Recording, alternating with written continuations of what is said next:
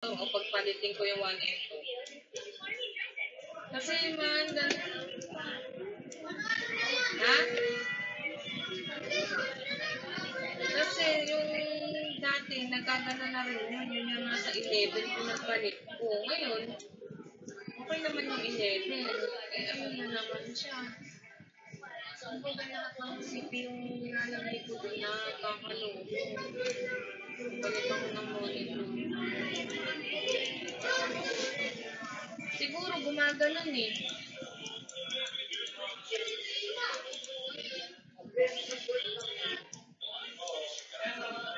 Pagka nga bumaba ka, kunin mo yung ano, yung isang monitor doon sa ilalim ng ugoy-ugoy.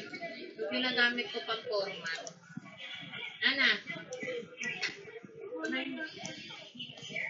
Kung may kang pabababa, mag-12 na, 11 na. Pagka binaba mo yung lagayan mo, ibaba mo yung monitor na yun. Para mapalit ko.